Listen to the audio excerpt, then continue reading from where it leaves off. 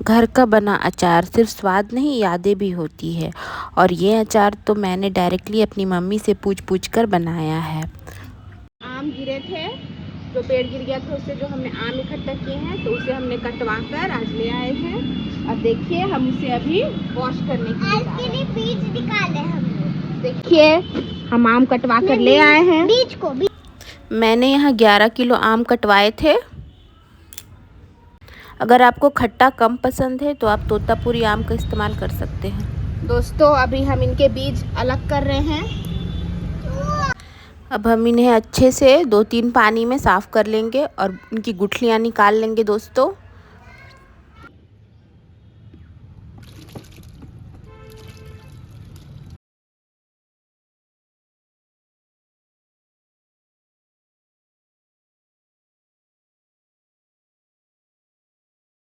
फिर हम यहाँ फैला ले रहे हैं जिससे इनका पानी सूख जाए। ये सारा दिन अभी रहेंगे धूप में।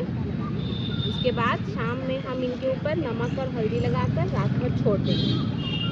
देख सकते हैं दोस्तों हमारा आम सूख रहा है। ये सारा दिन ऐसे सूखेंगे। तो दोस्तों हमने जो आम सुखाए थे आप देख सकते हैं वो अभी थोड़े सूख चुके हैं। अभी हम इन पर हल्दी और नमक डालकर रात भर छोड़ देंगे और फिर सुबह सुखाएंगे और 2 दिन तक सूखेंगे। उसके बाद फिर हम उसे मसाले के साथ सानेंगे, फिर हम उसे प्रिपेयर करेंगे अचार। देख सकते हैं हमारे आम जो हल्के सूख चुके हैं, इसकी स्किन देख सकते हैं हमने जो धूप में सुखाए थे। अब हम इनके ऊपर हल्दी और नमक डालेंगे।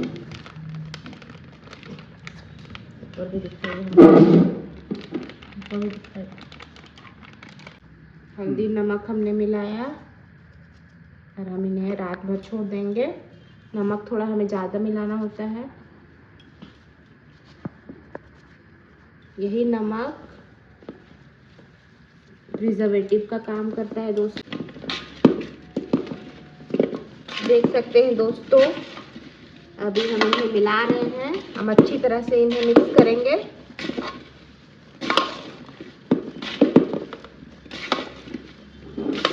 रात भर ये बहुत सारा पानी रिलीज करेगा और सुबह हम इन्हें धूप में फैला लेंगे।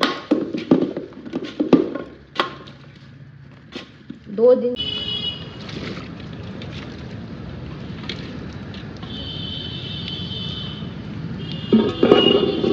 देख सकते हैं दोस्तों अभी हम आम को फैला रहे हैं।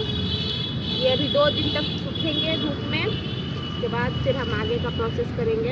अभी तो फिलहाल ये सूखेंगे 2 दिन तक। अब हम आमों को धूप में सुखा लेंगे दोस्तों। बस इसका मॉइस्चर निकल जाए। याद रखिए कि मॉइस्चर एक भी नहीं होना चाहिए आमों में, इससे अचार ख़राब होने का डर रहता है दोस्तों। इसका सारा मॉइस्चर निकल जाना चाहिए। 2 दिन तक मैंने धूप में सुखाया था। अब बारी आती है मसालों को भूनने की। तो सबसे पहले मैंने 200 ग्राम धनिया और 8 से 10 सूखी मिर्ची ली है। इन्हें मिर्ची क्रिस्पी होने तक भूनेंगे। इसके बाद 150 ग्राम ज़ीरा, 200 ग्राम सौंफ और 50 ग्राम मेथी को भी हमें भूनना है दोस्तों। और ध्यान रखें सभी मसालों को एक साथ नहीं भूनें, जैसे मैं भून रही हूँ वैसे भूनें, क्योंकि कुछ मसालों को थोड़ा ज़्यादा और कुछ को कम भूनना पड़ता है। तो जैसे मैं भून रही हूँ वैसे ही भूनें। देख सकते हैं दोस्तों मसाला मेरे भून चुका है। जीरा, सौंफ और मेथी, बस अब हम इन्हें निकाल लेंगे।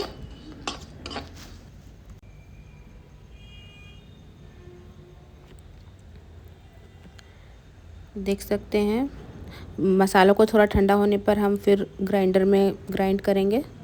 मैं निकाल रही हूँ। इतने में उज्जू आ गई थी।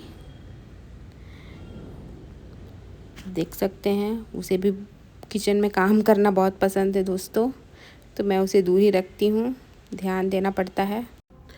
अब बारी आती है सरसों, मंगरेला और अजवाइन को भूनने की। मैंने सरसों लिया था 200 ग्राम, अजवाइन ली थी 50 ग्राम और काला जीरा भी लिया था 50 ग्राम। और इन्हें भी ज़्यादा नहीं भूनना है। देख सकते हैं हमारे मसाले और इनकी खुशबू पूरा किचन महक गया था दोस्तों। अचार बनाने से ज़्यादा खाने का मन कर रहा था। पूरा पूरा खुशबू भर गया था घर और किचन में। अब देख सकते हैं, अब मैं पीसने जा रही हूँ। ज़्यादा फाइन हमें नहीं पीसना है दोस्तों, हल्का दरदरा ही पीसना है। देखिए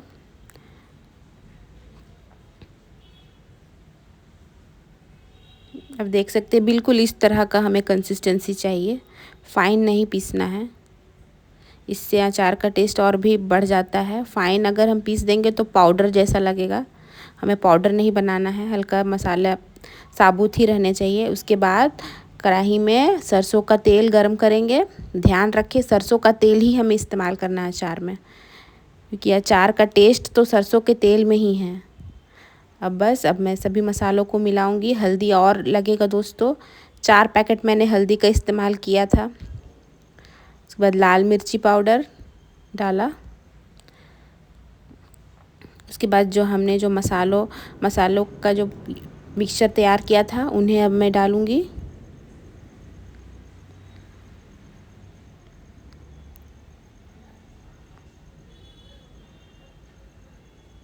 उसके बाद नमक डालना है। नमक हमें ज़्यादा ही इस्तेमाल करना है दोस्तों, स्वाद अनुसार नहीं, इसमें नमक प्लस रहता है अचार में।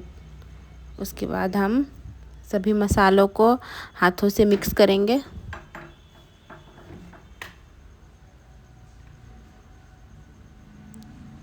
अचार तैयार करने के लिए हाथों से मिक्स करना बहुत ज़रूरी है दोस्तों। और ऑयल हमारा गर्म हो गया, हल्का गर्म रहना चाहिए, ज़्यादा नहीं, हल्का गुनगुना ऑयल अब मैं डाल रही हूँ।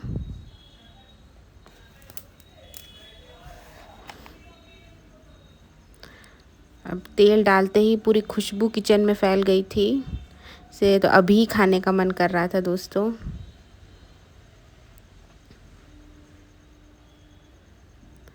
अब इन्हें मैं अपने हाथों से मिक्स करूँगी। आप चाहे तो ग्लव्स का भी इस्तेमाल कर सकते हैं। अब देख सकते हैं मैं इन्हें मिक्स कर रही हूँ। आप चाहे तो स्पून का इस्तेमाल कर सकते हैं अचार मिक्स करने के लिए, लेकिन मैं सजेस्ट करूँगी हाथों से का ही इस्तेमाल करें, इससे इनका टेस्ट बहुत ही अच्छा आता है। ऑथेंटिक आम का अचार हाथों से ही मिक्स किया जाता है दोस्तों, जो हमारी मम्मी दादी नानी ऐसी बनाया करती थी। तो उन अचारों का टेस्ट आज भी मुझे याद है। स्पेशली मैंने तो पूछ कर सभी प्रोसेस पूछा अपनी मम्मी से, और बाकायदा मैंने पूछ कर बनाया। देख सकते हैं, देखते ही खाने का मन कर रहा था दोस्तों। अब हम इन्हें जार में भरेंगे। देख सकते हैं, अगर आपको ऑयल कम लग रहा है तो आप ऊपर से और ऑयल गर्म करके हल्का गुनगुन करके आप ऊपर से डाल सकते हैं। मैं यहाँ जार में भर रही हूँ दोस्तों। मेरा तो जार ही फुल हो गया था, मुझे और 2 जार खरीद के लाने पड़े थे। कुछ अचारों को मैं अपने रिश्तेदार में भी दूंगी। हम अपने अचार में जो हम साने थे, इसमें हम तेल डाल रहे हैं, सरसों का तेल ऊपर से गर्म करके। देख सकते हैं दोस्तों, मैं डाल रही हूँ सरसों का तेल। अगर आपको भी घर का देसी अचार पसंद है तो वीडियो को लाइक शेयर और चैनल को सब्सक्राइब करें।